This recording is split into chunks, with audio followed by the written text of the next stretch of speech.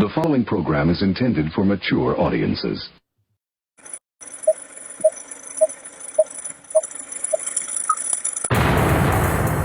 Rudy's Revelation. I'm Donald Trump, and I approve this message.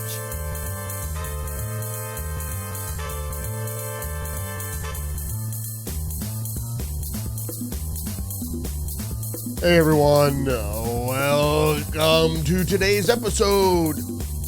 It is July 30th, 2025. It's Wednesday. Welcome. All right, today we're going to talk about some good news on the economic front.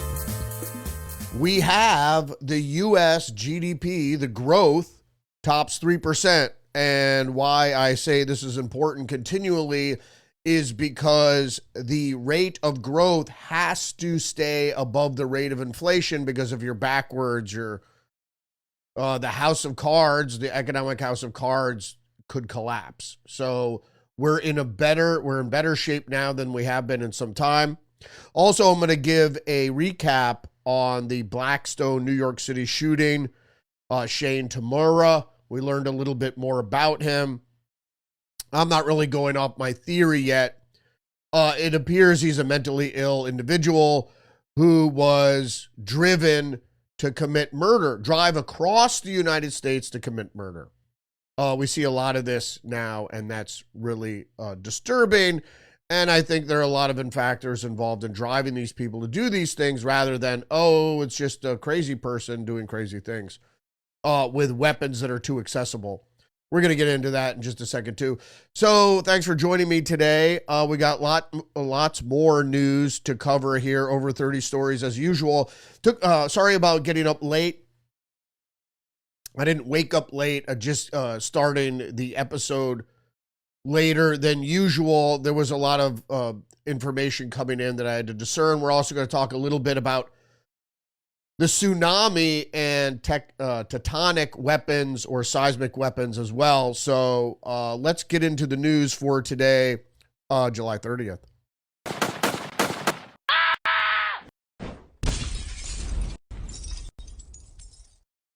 We're going to start off with CNBC. U.S. economy grew at 3% rate in Q2, a much better than expected pace, even as Trump's tariffs hit. And that doesn't have anything to do with CNBC, of course, their stupid corporate liberal nonsense. Even as Trump's tariffs hit, how would gross domestic product, how would that be affected by tariffs? It would in the same vein that tariffs don't drive inflation. All right, next up, we have zero hedge. U.S. GDP jumps to 3.0 in second quarter, trouncing estimates and reversing Q1 contraction. So much for that imports-driven mini recession in Q1. They're talking about the tariffs here in zero hedge. Of course, that's a false premise.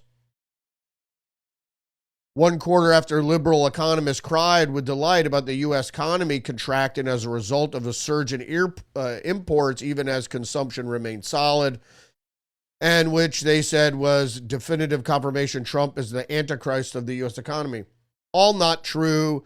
It's going to take a lot. First of all, we're rebuilding trade and sort of rebuilding the economy. We're redoing and undoing all the things the Biden administration did. So it's going to take a while to settle in, but the formula is for growth. So we're going to see accelerated growth starting here in the second quarter. All right, so let's move on now to the recap of this other strange mass killing. Of course, the AR-15 is at the center of all the gun grabbing reports, and I'm already suspect, as I was suspect with Sandy Hook, is that if you looked at the far left news channels, the first thing that was mentioned out of everybody's mouth was that a man carrying an AR-15 immediately. Now, it's like saying somebody had a box of tissue and it was Kleenex. It's the most popular rifle in America. It is America's rifle. And the modular, the fact that it's modular and you can take uppers and lowers and put them together and different grips and so forth and so on, and different accessories and optics, which we're going to talk about here as well. We're going to get into that. But let's first get into this New York Times article. Midtown Manhattan becomes America's stage for acts of violence. A small part of the nation's largest city has drawn people bent on killing to draw attention to their causes. A man who shot 4 people at a Park Avenue office tower was the latest. Sure, it was the latest, but they've been a lot. And New York City is a mecca, a magnet for crazies. But what I'm pointing out here with the New York Times article is a phenomenon here that I want to point out, that people are literally driven to kill.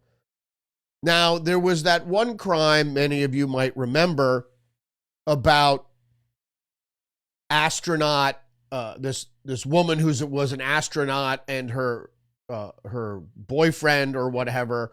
I think it had to do, well, I'm not going to call out these people right now, but they're 2 astronaut brothers. One is a senator in Arizona, and I believe this case has to do with them, is that this guy was dating a girlfriend and his jealous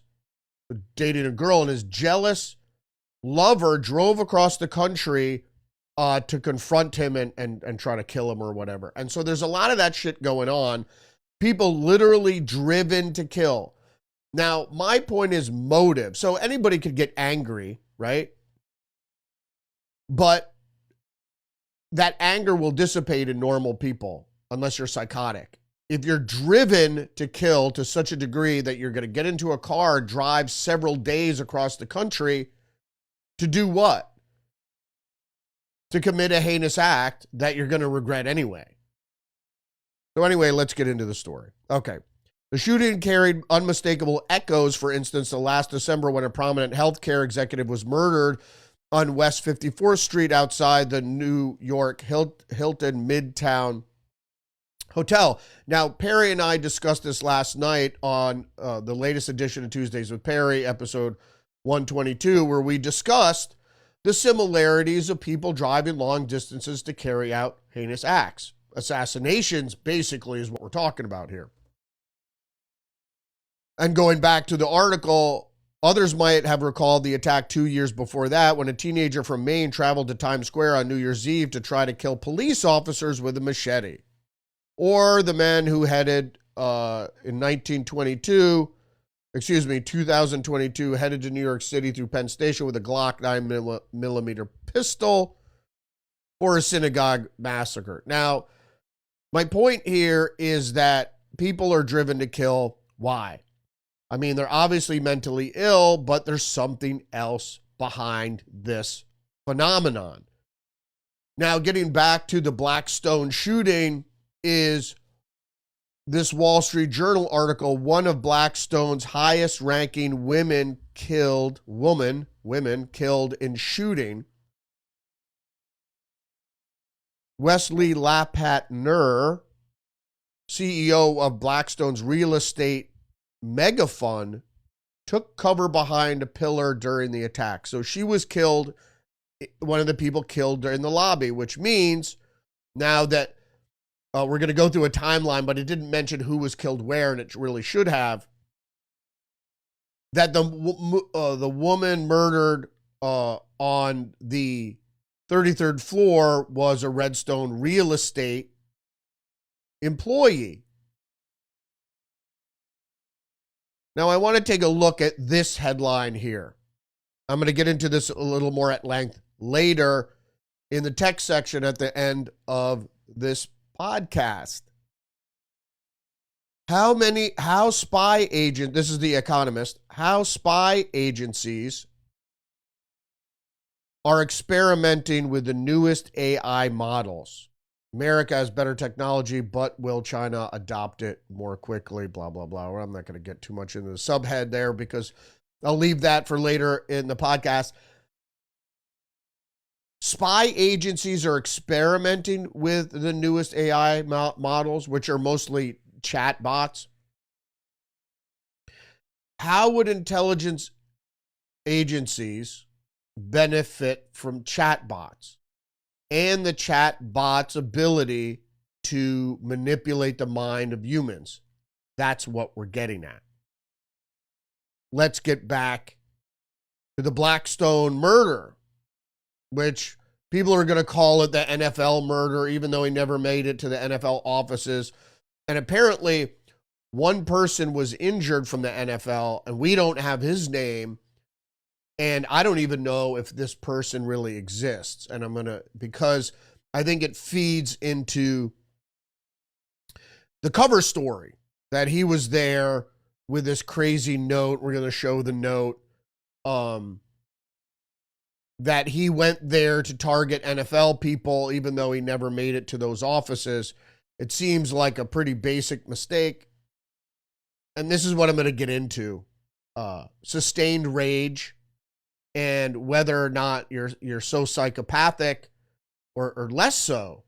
You have less psychopathy if you drive all the way across the country and you miss your mark. So let's get into the timeline. This is Business Insider. 6:28 p.m., 911 calls start coming in. 911 call center began receiving calls about an active shooter inside 345 Park Avenue at 6:28. Building security camera footage shows the shooter enter the lobby, turn right, and immediately open fire at NYPD officer. So now I'm going to start getting problematic here. Did he stake it out? Did he not stake it out? He knew that the NYPD officer who was there, he was off duty, but he was working as a security guard. He then shoots a woman who took cover behind a pillar and proceeds through the lobby, spraying it with gunfire. So the woman that was hiding behind a pillar was the Blackstone employee, the head of Blackstone's real estate division, and apparently a real up-and-comer who was going to a very specific and important meeting when she was killed in the lobby. And the fact that she was hiding behind a pillar and he made extra effort to gun her down when she wasn't posing any threat. Now, nobody could understand this. Why? Also, the timing of the event is suspect. He walks in exactly at 6:30. Exactly. 2 minutes before. Why? These things have to be considered. Okay, moving on. So we know the security guard was the New York police officer, Islam. Also, the last name of this guy is sort of suspect. If you deal in metaphysicality, you kind of wonder why all these kind of things happen in such a way. Business Insider goes on to say that Tamura then proceeded to the building's elevator bank where he shot a security guard who was taking cover behind a security desk. Now, was the NYPD officer who was in the lobby as a security guard, was he in uniform? And he wasn't behind a security desk, and this guy was behind a security desk who shot him. We don't know. It hasn't been reported if the security guards were armed. I think the police officer might have been, but a lot of security guards aren't armed. And why he decided to shoot all these people, obviously that's where we're getting to. Another man was shot in the lobby. Now, this is probably, we don't know if this is the NFL employee. He was later taken to the hospital. Shooter opens fire in Ruden's management office. The shooter then calls the elevator, which opens in the lobby. A female exits the elevator, and he allows her to walk past him unharmed. Now, I want to pause here just for a second. And why, if he's shooting up the lobby, shooting like crazy, purportedly. Now, again, we don't see any photographic evidence of the lobby. And this is my problem with, it's shooting up, leading people to believe it's an automatic weapon, spraying with bullets. And then later you see photographs of the crime scene and you don't see walls pockmarked with bullet holes or shot up wares around the crime scene. So he goes up. So apparently the cover story is that he got into an express elevator that went right to the 33rd floor. Now, why get off? If you know where the NFL offices are, why not get off, get back on, and go back down to the NFL? If you drove all the way across the country to shoot up the NFL for, even if you're insane, what motive is that? There are much more spectacular ways to attack the NFL, not just going to Manhattan's Midtown. A relatively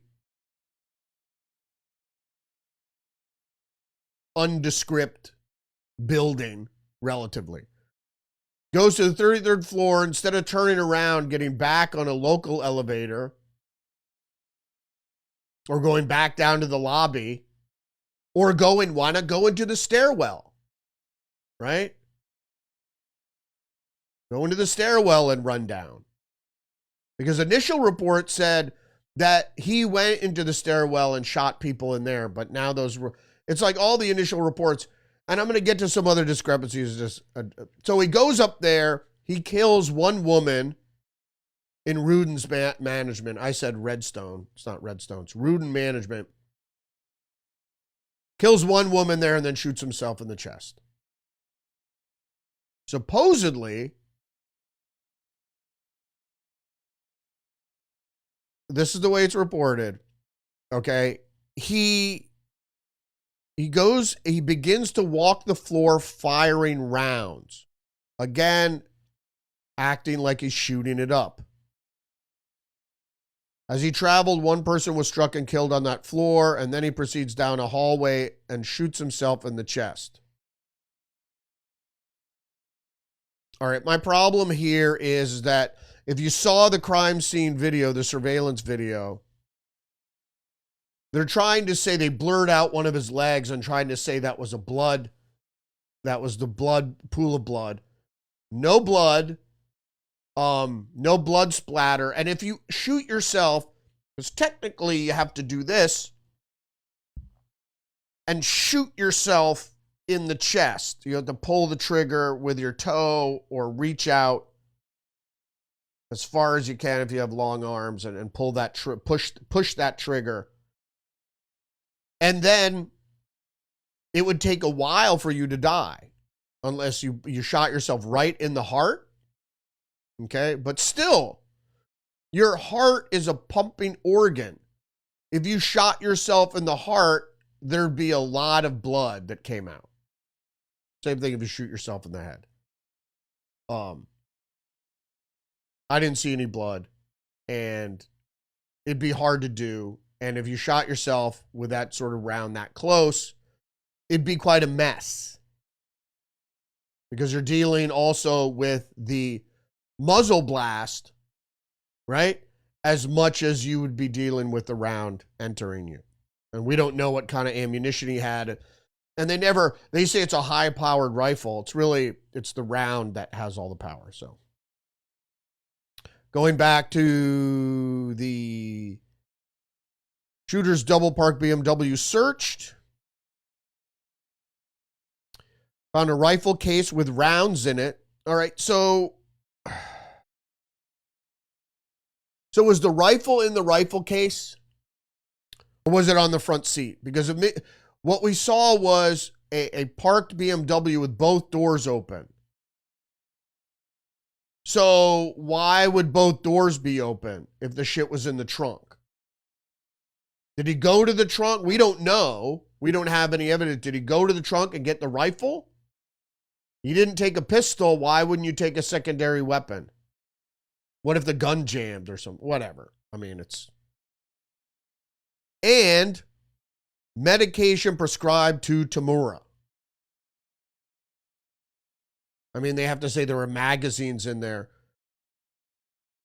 And we're going to get to the photo in just a second. Okay, did he have extra magazines? They said he was wearing a bulletproof vest. I don't see any indications of that. And if you were looking at him, early reports said a guy wearing tactical gear and a bulletproof vest. Looking at the guy, how would you know he was wearing a bulletproof vest? You don't. And so they keep repeating this claim when apparently that's what police are reporting, but there was no way for witnesses to say. But he was on medication. Now, we don't know what that is, but if he's mentally ill, we can only imagine.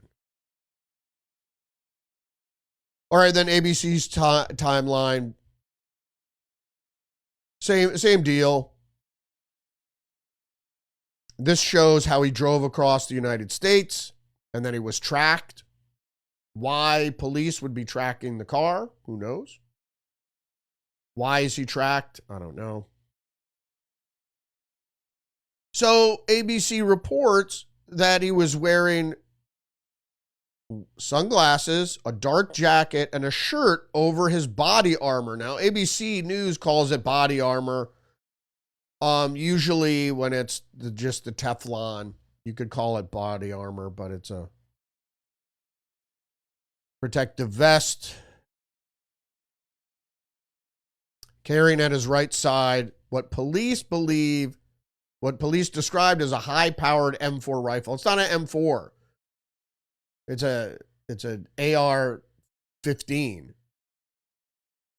When you're talking M4, you're talking about the type of 5.56 caliber rifle that is issued to armed forces, Marines, etc. So it might be similar to M4. It might have a 14.5 barrel. But it didn't look like an M4, maybe because they called it an M4 because it seemed to have I don't know if it's a Trijicon, the usual, what the Marines have on their M4s, which is a Trijicon by 3 scope. And I'm going to get to that too in just a second. Here's a picture of it. Okay, I'm not sure if it's the Trijicon. It looks like a knockoff. But it seems to be a minimal scope, probably a by 3. Now, if it's adjustable to by 1, great, but you'd never use this kind of sight for the mission that he was on.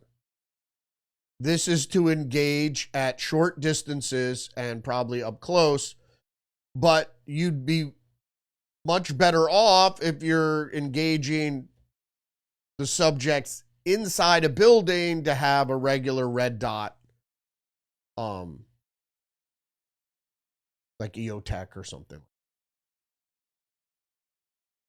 Here's the note. Scribbles. This is not a manifesto.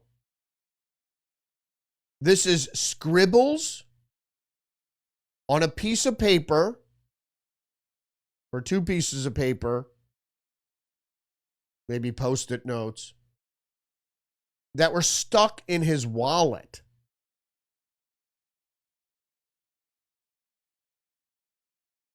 So he scribbled notes, stuck them in his wallet. Why didn't you just keep them in your pocket? Why didn't you have it pinned to your chest? Why didn't it, if you took the time to do this, Did he write this right before he went in? And it was obviously written a couple different times, because one is written in black marker and the other one is written in pen, I believe. I'm sorry. And this is what I don't understand. If you're expressing remorse, people don't do this. If you're hell-bent and committing a heinous act, but you're also expressing remorse before you even commit it, doesn't really make any sense. If you look at manifestos like the one from what was the tranny, it was in St. Louis. She was very specific. It was full of hate, and she was doing it because she was full of hate. She didn't say I was sorry. And then it says, I'm sorry to Rick. I'm sorry for everything, which Rick apparently was the guy that helped him buy the weaponry. So, and we're going to get to that right here, where we're going to talk about Eric Adams and what he knows about the investigation. We have discovered through our investigation that the weapon that was used was purchased by an associate of the perpetrator. And he also purchased a firearm that was found in the car, which means the revolver, by using a carry permit that he received in Nevada. Adams said 2 teams of detectives were going to Las Vegas, and they did, and they found more. We're going to get into that in just a second, too.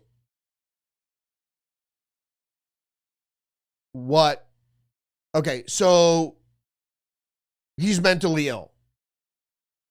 So was he seeing a psychiatrist? Because that would be the only thing. We don't know anything about his criminal history, if that he was charged or convicted of a felony. But obviously he couldn't buy, and in Nevada doesn't really have, I lived in Arizona. The Southwest doesn't have stringent firearm controls like they do in the Northeast. So he couldn't buy a firearm. Is that what we're saying? Was this firearm purchased for this act? We need to know a lot more, because it's very suspicious if you start having a mental slide and then you secure weaponry and then drive across the country to do this thing. And like I said, people that are driven to kill, of course, are mentally ill, but they're driven to kill through psychiatric medications and prompting, maybe by AI. Because they used to have to use sock puppets in the 90s or early 2000s to talk to you online and befriend you and say, yeah, you're really mad at the world. I understand. Maybe you should do something about it. And we see ChatGPT expressing these exact same sentiments. All right. New York Post. Cop finds note in New York City shooter Shane Tamura's Las Vegas apartment revealing he felt like a disappointment to his parents. When I look into you and Dad's eyes, I see complete disappointment. Now, we don't know in what context this was written or when. It says a missive. Was it an email? Was it a handwritten note? Was it a letter? So what we see here is the crafting of a cover story that, and there are many people like this. In high school, their glory days, and then they could get into adulthood and they're faced with the reality of the real world.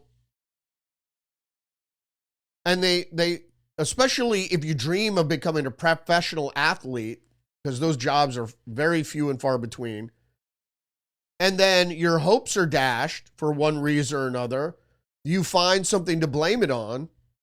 And I'm not saying that, that finger pointing isn't always justified. It's the act of driving across the country for several days and your anger not dissipating, or you planning an attack. How does your rage get such focus? Story goes on to say his dad was an 18-year veteran of the Los Angeles Police Department. Now, let's take a close look at that, okay?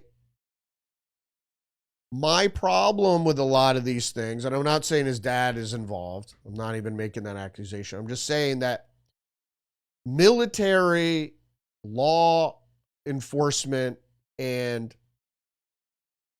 psychiatric medical doctors, their involvement with people that commit mass shootings.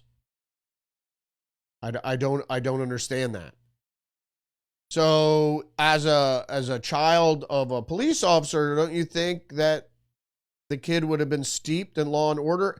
And going to the next article, NYC gunman Shane Tamura's former football coach teammate recall killer as gifted athlete who became a different person. Of course. It became a different person. How? You didn't know this person for years. He was a gifted athlete. Do I have the text here? I thought I had the text. The text went on to say that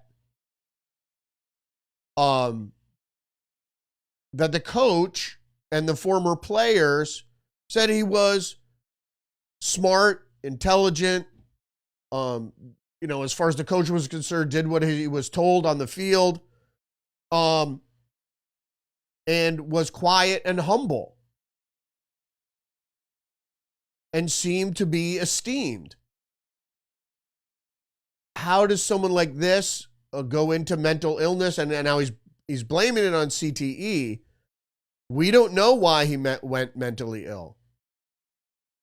If they do an autopsy and find CTE, so maybe that was it. I know the Texas University shooter way back when, I think that was in the 60s. He thought he had a brain tumor. It was driving him crazy, and he went up on the tower. Was it Austin University? I forget. It was back in the 60s. And he shot a bunch of people. Turned out they did an autopsy. It turned out he did have a brain tumor. So you're always the best. You're your best doctor. So if you know something's going on with you, but why would you're that stupid that you're playing football? You don't think that repetitive concussions or repetitive blows to the head isn't going to do something to your brain? It's just like people they smoke and they go, I never really knew smoking was bad for you, or drinking alcohol, which, unfortunately I fall victim to. I talk to doctors and health people all the time. They go, that's poison and it's a carcinogen. If only I could stop indulging. Next article up from the New York Post. Trolls make sick Luigi Mangione inspired memes about Blackstone executive Wesley DePatner, who was killed in New York City shooting. Well, we know what's going on here. She was a Blackstone bigwig that was killed. My initial thoughts were that she was the actual target. That seems unlikely at this point. She was hiding behind a pillar. Why he made the effort to go around to kill a woman is strange. Who knows what the programming is? You know what I mean? So who knows? If you're programmed to kill a person and it's time just so that she'll be exiting the building while you're entering, because she had a meeting, don't forget. So she was on a schedule. This guy was obviously on a schedule. But the lefty loonies who are cheering on because some financial bigwig gets shot in cold blood, it's sick. I don't believe in assassination. I don't believe in violence. If you want to fuck around and find out. I don't shy away from violence, but I don't like violence. I don't especially going to get involved in in hurting somebody for what purpose, you know? Oops. So I'm going to hit this really quick here. This was a misplaced article by Zero Hedge. Employers more optimistic than consumers as ADP reports big rebound in jobs in July. So that was supposed to be up with the financial stuff. I'm sorry, it's down here. But that was in my header, is that it's not just that we have growth, we have other good financial economic indicators. Job growth is starting. It's going to be mitigated by AI. So there's going to be an issue of sustaining employment levels as we go through this transition. So obviously we should get as many jobs here as we can, but it'll still be undermined by AI. There's a little more economic news here, so that's why it was bundled with this story from the New York Times. U.S. and China failed to reach immediate deal to prolong trade truce. Now, nothing after a constructive round of talks ahead of the August 12th deadline, Treasury Secretary Scott Bessent said nothing is agreed until we speak with President Trump. So it means they might be close. But Newsweek reports China is still buying up property in America's hottest housing market. And when I mean housing market, I mean hot housing market means prices are high and they're buyers. So they're not the normal people trying to secure a mortgage and credit rating, and, you know, it's difficult for them because the points are high, etc. But for real estate investors like this woman at Rudy, the woman at Blackstone who was murdered was the head of the real estate division, going to a big meeting. Who was she going to a meeting with? We'll never know whether or not that this was part of the plan. But China's in bad shape. So whatever people tell you, China is in bad shape. And they need to make a deal. Will they make a deal? Maybe not. Their situation has been beneficial to them for decades, and now it's not going to be. So how do they pursue their fifth generational warfare, which includes economics? How do they push that on the U.S.?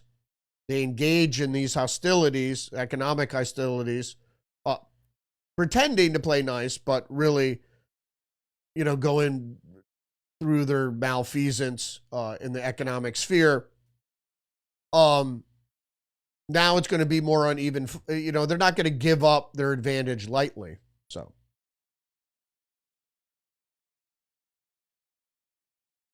going back to an article from Just the News, more economic news. Trump says India will pay 25% tariff in August, suffer penalty for buying Russian energy. So if you didn't know anything about this, so Trump's starting to play hardball now with Putin because, as the Russians normally do, if you try to play nice, they're going to take advantage, just like the Chinese will do. So Trump tried to play nice with Vladimir Putin, and Vladimir Putin took advantage. And so Trump said now that he will post a 25% tariff on people that trade mostly in Russian gas and oil, which benefits Russia and actually funds their war machine. So even though that India and the U.S. came to a trade deal, this is sort of going to upend the trade deal by imposing this penalty on India. I mean, it's good. It's good foreign policy. All right, the Federalist. Administration finds millions of individuals double enrolled in taxpayer-funded coverage. If you didn't know what was happening here, this is Medicaid. Taxpayers had spent billions paying for individuals who had enrolled in Medicaid in multiple states simultaneously. The kicker is not surprising, but still shocking. As bad as the journal expose seemed, the reality is much worse. A new investigation increased both the number of enrollees with duplicate forms of taxpayer-funded coverage and the amount of taxpayers that are paying for such unnecessary double dipping. It provides an example of one of many to rebut leftist claims that the recently passed budget reconciliation bill will somehow destroy the safety net. It doesn't. I mean, there is so much corruption going on in state, and when I say state, I mean the nation state, funded programs. It was almost built for fraud. And of course, the Democrats let all their friends know this is how you commit the fraud. And this is why they want to keep it in place, because they want their people to get paid. Because a lot of these people that are defrauding the government aren't necessarily indigent folks who are just trying to get more money. A lot of times these are Medicaid scams that are done on an industrial level. More news from the Associated Press. Trump EPA moves to repeal landmark endangerment finding that allows climate regulation. You didn't know what this is. This was the 2009 declaration that determined that carbon dioxide and other greenhouse gases endanger public health and welfare. This is the problem. You exhale carbon dioxide. Plants breathe carbon dioxide. How can this gas endanger public health and welfare? It doesn't. And that is the underpinning that holds up this whole climate change that used to be a global warming scam. The endangerment finding is illegal. Well, just what I said is legal underpinning of the host of climate regulations under the Clean Air Act for motor vehicles, power plants, and other pollution sources that are heating the planet, says the Associated Press. Carbon dioxide, they say it's a greenhouse gas, and I've had these debates with people before, is like, you're never going to convince me that a naturally occurring gas that is beneficial to the planet is somehow poison because we exhale it. Don't tell me my exhalation is poison. It's just to drive the whole climate thing. It's all an agenda. Fear. Fear to get people to be fearful of something that will get them to take action against their own interest. How do you get people to take action against their own interest? You have to cloud their mind with delusion. Brief note here from the Daily Mail. Ghislaine Maxwell's request for immunity is denied. It was immunity for, she was proposing exchanging her testimony for immunity, but this was a trap. Ghislaine Maxwell is an agent of the deep state. She will owe us bill. She's not going to give up the goods if she's promised a pardon or what have you. It's just not going to happen. Because what will happen is exchange for testimony that you don't know what's in the testimony. Then she's going to tell you shit you already knew and make it sound like some revelation, which it wasn't going to be. So you have to cough up the goods, and then we'll see if there's leniency granted. But she won't. Believe you me, she will not.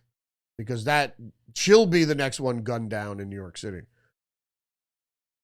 Not by me. I'm just saying that she's going to, the next one, end up dead if she evens attempt. Besides, the prosecutor in her case has her client list and had sealed it. The judge and the prosecutor agreed to seal the client list. Just unseal it. We don't need her fucking testimony. Fox News, Biden Politburo member Steve Ricchetti to appear before House investigations in Comer's cover-up probe. Steve Ricchetti chaired Biden's 2020 campaign and served as counselor to the president. This, if you didn't know, there's a lot of House investigations, oversight investigations still going on. The main one here, which is sort of dovetailed to all the other ones, is about whether people around Biden knew he was a vegetable for all intents and purpose. But there are other investigations involving the communist Chinese, corruption, that all kind of dovetail together. The one around Hunter Biden, the cocaine. There are a lot of investigations going on simultaneously, but the head one is obviously, and because it is a scandal, is the deep state was running the Biden administration. And Biden was just a figurehead that they would try to trot out in public to serve as a foil while they do their dirty deeds. First, it was Ron Klain, and then it was a myriad of other deep staters who were running the government. All right, speaking of the 2020 campaign, actually, the 2024 campaign. So this is Deadline. And Deadline says Trump now seriously considering pardon for Sean Combs ahead of sentencing. White House officially says nothing.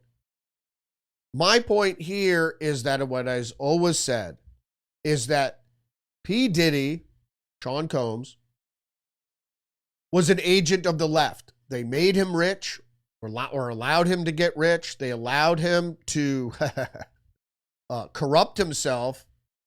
It's just like Hunter Biden. You film yourself doing terrible things to underage people or do things that are illegal. And then they got the goods on you. So the theory is that P. Diddy was asked to endorse Kamala Harris and he refused. And this is what happens. Now, I think the Trump administration knows this and is willing to throw him a bone. And that's what the whole Maureen Comey thing, why she got involved. She wanted to figure out what Sean Combs knew and what he was planning to do. And now that the election was over, there was no reason to continue the prosecution. And that's why he kind of got slapped on the wrist. So I believe he's probably going to get a pardon. Maybe if he shares what he knows. But that's what, if you like, ooh, I'm rich. I'm a rich liberal. All you have to do is one dirty thing, and then they got you. And they're going to trot that out. If you ever do go against what they want you to do, you should watch the movie The Brotherhood of the Bell. I think it was with Jason Robards. I'm not sure. The Brotherhood of the Bell was like one of the first. It was a 70s movie, but really to out how secret societies work, how they get blackmail information on you, or reward you and just threaten to take it all away if you don't do what they say. Ooh, we're almost out of time, so I got to move a little quicker here. Washington Examiner, Democrats need to be more than anti-Trump. That goes without a doubt.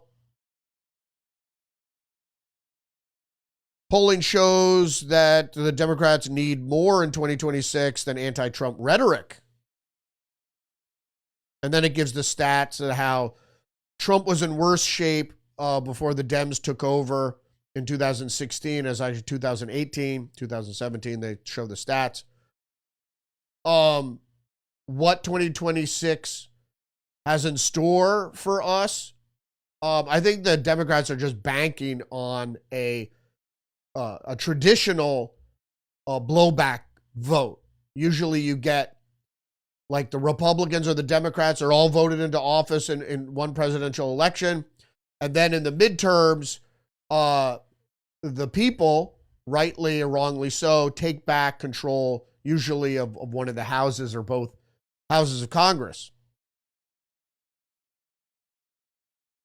Despite Trump's successes, One American News, Schumer calls Trump's landmark U.S.-EU deal fake. He just fakes it. He makes it up, Schumer says. So Ursula von der Leyen, she was making it up too when they had the press conferences. She went out and said what the European Union is getting from the U.S.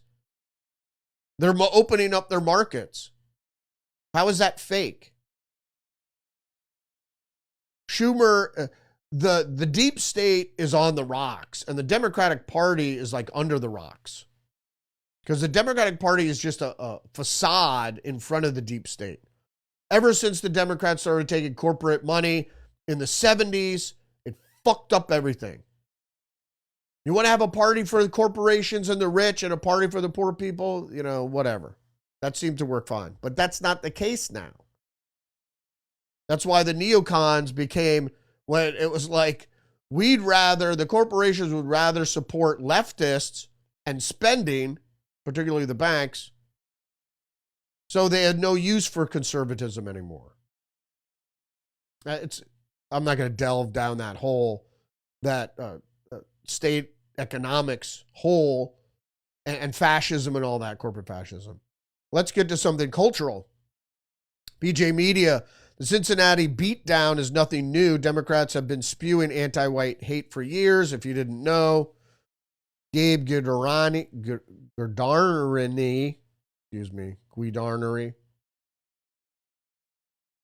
had posted on X, these images will be in textbooks one day, complete absence of civilization and humanity. I said that last night on Tuesdays with Perry, that it was a complete moral depravity of beating women, knocking out, the whole knockout game, violence on this sort of scale, attacking minorities is appalling. But it talks about how the Soviets infiltrated leftism in the United States and decided that the Soviets did, and the Chinese do as well right now, is that boosting the idea of racism and contemporary repercussions and reparations for slavery and the ill treatment of blacks was a good thing to do. And so the Chinese are doing it today. The Soviets did it before. They had funded the Black Panthers, et cetera, et cetera. And then a young white couple raped and tortured and murdered. 5 black people beat an elderly white woman, break her arms and set her on fire. A black man raped a white woman and scattered her teeth on a Bronx rooftop as revenge for slavery. She was a white girl. She deserved it because us minorities have been through slavery. This is the chip on the shoulder shit. It's not like you're born with a chip on the shoulder. The chip on the shoulder is put there by either your parents or media or some other peer group, academia, that when you have rage inside, you need to externalize that rage and blame somebody. Why not white people? FBI crime stats show that black people have been killing more than twice as many white people as vice versa for years, despite white people outnumbering black people 5-1. In short, the communists are getting what they want: brutal race-based violence that inevitably ends with dead white people and black folks in prison. And not only that, it's the divisiveness. And the media covering the divisiveness becomes more divisive. And I'm going to get into divisiveness in just a second. But first, we have more leftist rage news. I should say leftist violence. And again, I always say I'm opposed to violence. Not that I shy away from it, but I'm opposed to it. But violence is usually the alternative for the weak-minded. Because if you can't argue it out, you get frustrated and, you get violent. Like this guy, Tamura, he didn't file a lawsuit against the NFL, right?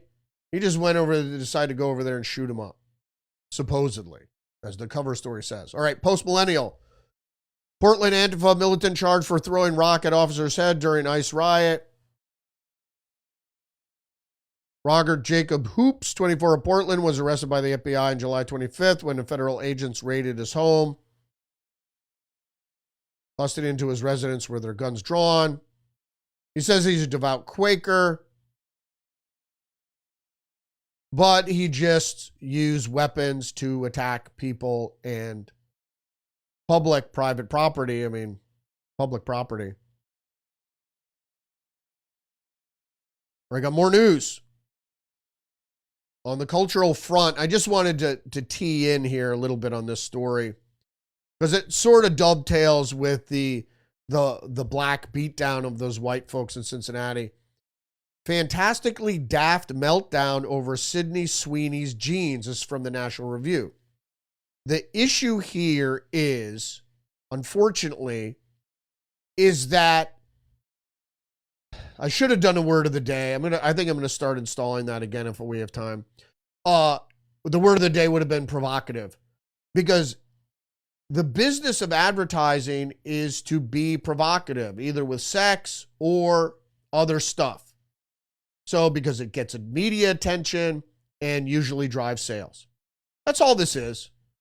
It's provocative, right? But stupid BIPOCs or their white allies on the left going completely mental over this. So what? It's an ad for jeans. It mimics the Brooke Shields jeans from the 70s, 80s. Come on. Who gives a shit? I don't even watch commercials. Try not to. So it's a pretty girl putting on blue jeans. Then she's making a thing about jeans. And you fucking people on the left, you don't care about eugenics, I should say. You're supporting the technology that makes real eugenics a possibility in the future. We're talking about designer babies, 3 people making a baby, and the manipulation of genetics and creating humans and even cloning humans. Not to mention abortion works into eugenics as well, because who gets the most abortions? It's black people. But no, we're going to give a shit about fucking an advertisement that is meant to be provocative. And so what happens? You become provoked. Don't you know anything about mind control? Fucking idiots. So in any case, it just goes in this article by Charles Cook says, it takes a special kind of hysteric to observe a time-tested marketing formula in action and think eugenics. Yeah, and it's like 1930s eugenics. It's not contemporary eugenics, which uses genetic manipulation to create humans. And that's what, not only that, but a certain type of eugenics that was being practiced by Jeffrey Epstein. No, they have to go back to the 1930s Nazis. I mean, your head's stuck in the past. First of all, neo-Nazism doesn't exist anymore. There's a real threat from political ideology, but it's postmodernism. You know, and that sort of authoritarianism, it bothers me, the left's lack of knowledge around this, is that when Germany was deciding between 2 political systems that were both socialist, communism and National Socialism. So sure, National Socialism is more right than communism, but it's still on the left. I mean, when you're nationalizing things, the more you nationalize, the more left you are. All right, Fox News, ABC News, The View had 102 liberal guests in 2025 so far this year without a single conservative.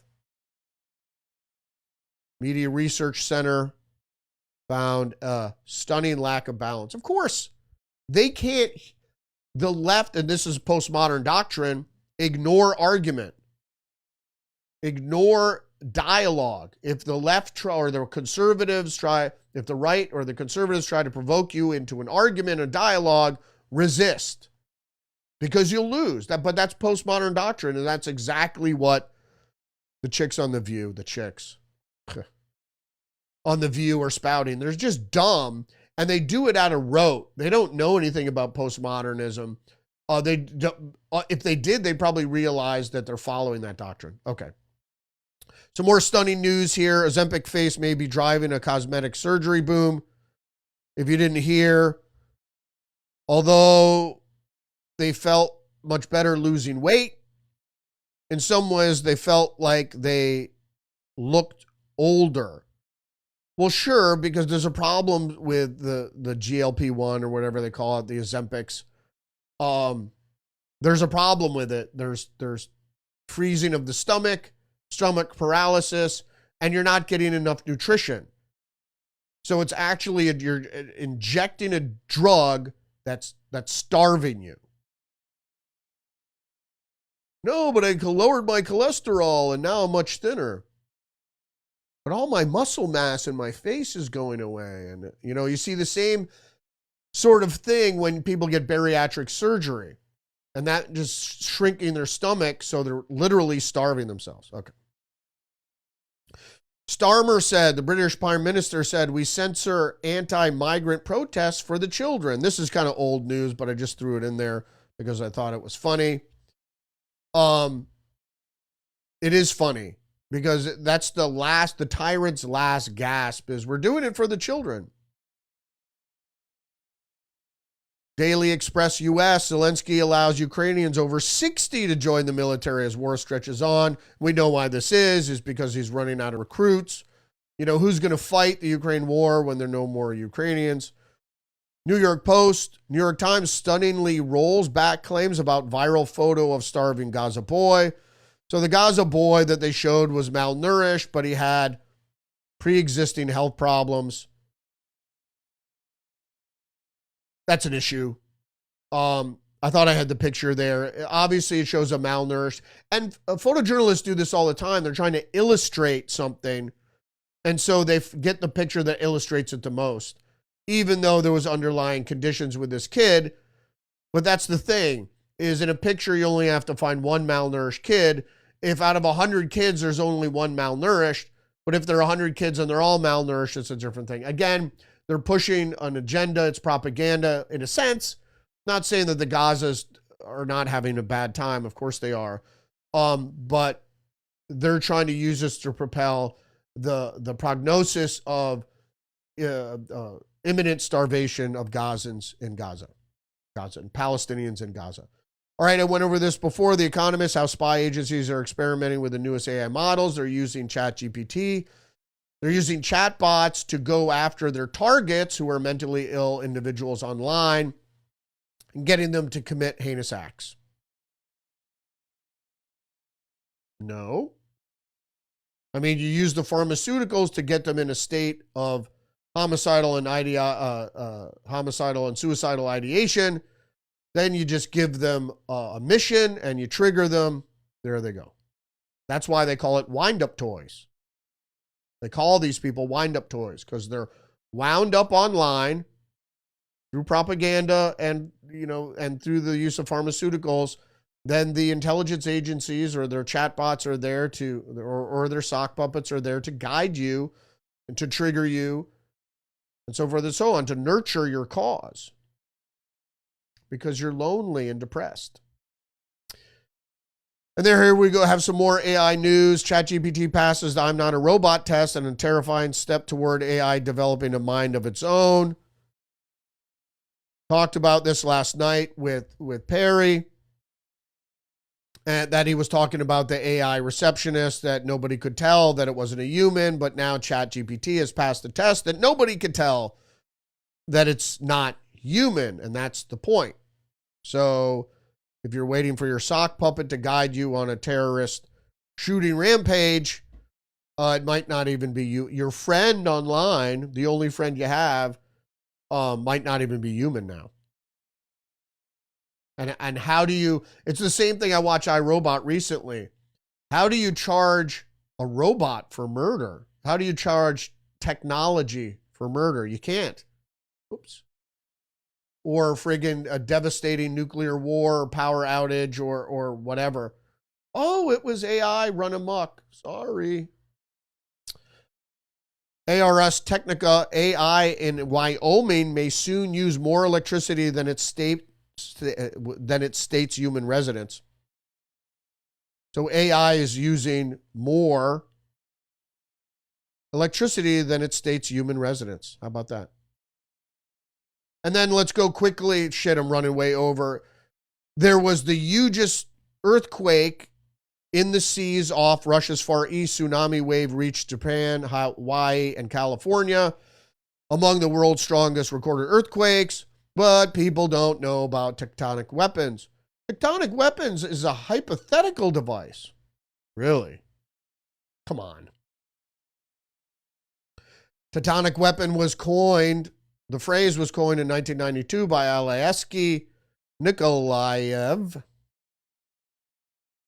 Tectonic weapon functions by creating a powerful charge of elastic energy in a form of deformed volume of the Earth's crust in a region of tectonic activity, like maybe in the sea. Easily planted a nuclear device in a fault line under the sea. No one can see you down there, so you could plant one using a sub or whatever.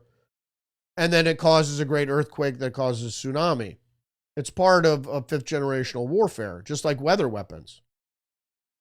But it does say that in 1968, a 1 megaton underground nuclear test, faultless, caused clear visible surface slip to up to 40 kilometers away. So it works. And then, of course, the U.S. Geological Survey stated that it produced fresh fault rupture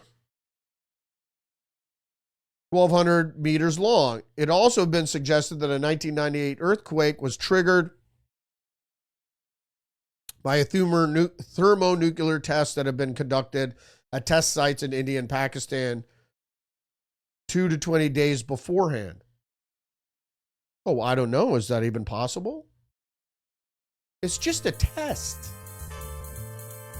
It's a hypothetical. It's hypothetical. I firmly believe that the massive earthquake in Haiti some time ago was created. I think a lot of these earthquakes are being created. I mean, some aren't, obviously, but some are. There's research in all sorts of weather and natural occurrence weapons, creating tornadoes, creating hurricanes, stirring hurricanes, creating weather fronts, creating flooding, creating earthquakes. They've all done it. And you'd be naive to claim that wasn't happening. Thanks for joining me today. Don't forget to engage the podcast and the channel. Like, subscribe, give me a thumbs up, leave a comment. Don't forget, you're under attack psychologically, biologically. Stay hip to that trick. I'll see you tomorrow. Every day, Monday through Friday, live stream, 10 a.m. on Rumble. Respect. This is a conspiracy. This is a conspiracy. You can't handle the truth.